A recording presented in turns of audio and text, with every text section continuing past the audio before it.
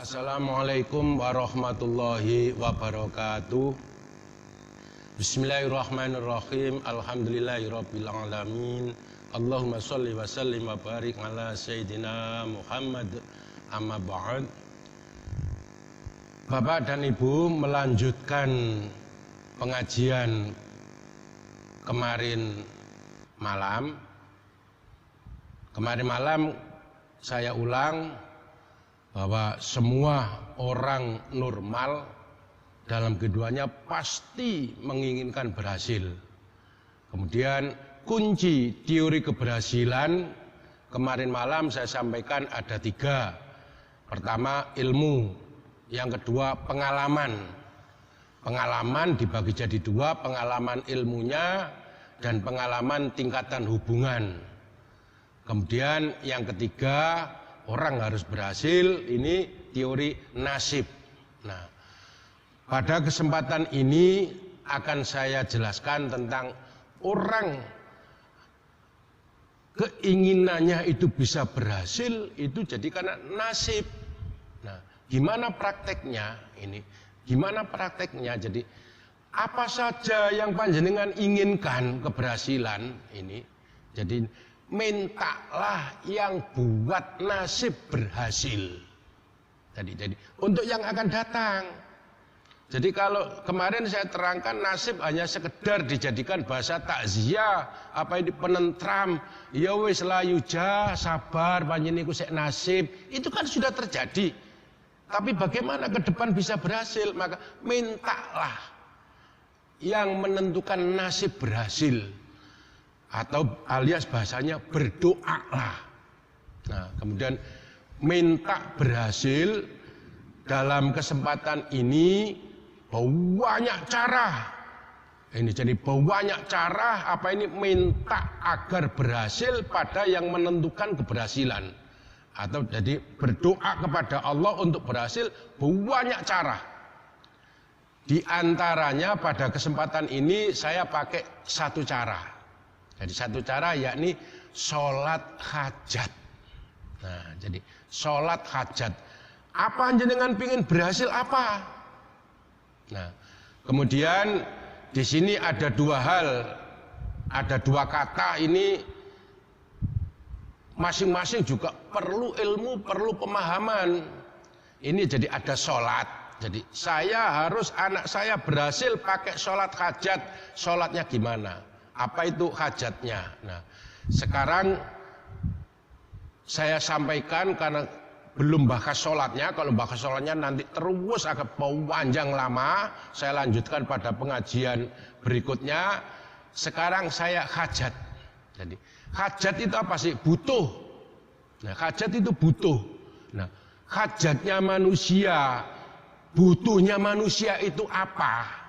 Ini jadi butuhnya manusia itu satu, jalbin nikmat, ditarikkan beberapa nikmat. Yang kedua, kasfil balwah, dihindarkan dari belai. Yang ketiga, butuhnya orang itu daf'il a'da, dijauhkan dari musuh.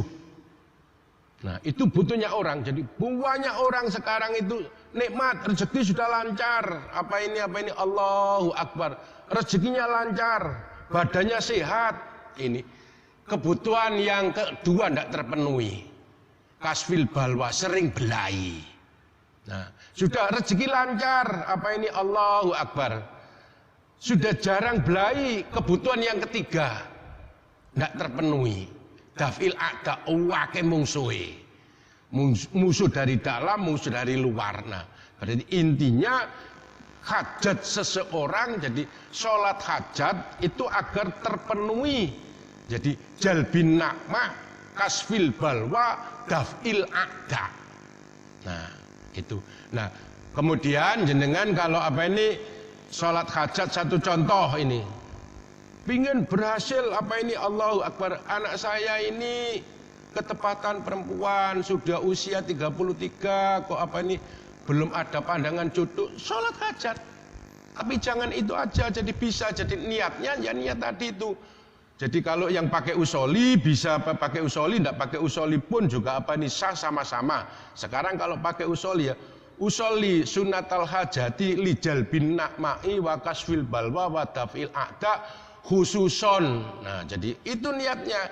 Ya Allah, saya sholat hajat, ya Allah berilah saya ini ya Allah beberapa nikmat selamat dunia akhirat, nikmat rezeki banyak halal dan barokah, nikmat sehat lahir dan batin, nikmat ketentraman, kebahagiaan. Wakaswil balwa ya Allah, dan saya ini kehidupan saya hindarkan dari belai, musibah, budek, sumpek, hilangkan semua ya Allah. Wadafil a'da, dan jauhkan dari musuh nafsu syaitan, musuh orang yang benci, iri, hasud dan fitnah. Khususnya ya Allah, anak saya ini segera beri jodoh ya Allah, orang yang mapan ya Allah, orang yang baik ibadahnya, orang yang soleh, orang yang rezekinya lancar. Nah gitu baru Allahu Akbar. Nah itu baru hajat. Jadi ngerti karpe itu. Jadi ngerti karpe, sholat hajat apa? Ngerti karpe, tahu maksudnya. Itu loh. Jadi yang khusus, yang umum dulu, kemudian khususon. Nah itu apa ini sholat, apa ini hajat. Nah kemudian apa ini Bapak dan Ibu, insya Allah pada pengajian berikutnya, kemudian gimana kaifiyah apa ini sholat hajat. Selama apa ini saya ngaji di pesantren itu ada 4 cara dan 4 bacaan apa ini sholat hajat. Jadi insya Allah akan apa ini saya sampaikan pada apa ini pengajian berikutnya. Jadi pokoknya yang penting ngerti tadi itu minta yang buat nasib berhasil diantaranya lewat sholat hajat. Jadi ini jamaah. Jadi sholat hajat ini pengertiannya juga ada am, ada khos. Jadi seperti sholat istisqa. Jadi sholat istisqa itu intinya juga sholat hajat. Rasulullah melaksanakan sholat istisqa. Bagi yang sering yang haji sama saya, yang apa ini, yang saya bimbing waktu umroh, saya apa ini ajak ke apa ini Masjid Ghamamah di Medina itu, Masjid Mendung, yaitu masjid yang digunakan apa ini Rasulullah bersama sahabat untuk sholat istisqa, sholat minta hujan, sholat hajat butuh hujan. Ini Rasulullah ini, jadi Rasulullah bersama sahabat sholat hajat minta pada Allah untuk segera diberi hujan. Cuma namanya sholat istisqa. Jadi hajat butuh yang saya terangkan tadi itu ini jadi boleh diminta dengan cara sholat, yakni sholat hajat ini. Nah kemudian prakteknya insya Allah akan saya sampaikan pada pengajian berikutnya. Sekian, mudah-mudahan kita selalu dibimbing oleh Allah Subhanahu wa taala. Wallahul muwaffiq ila aqwamit thoriq.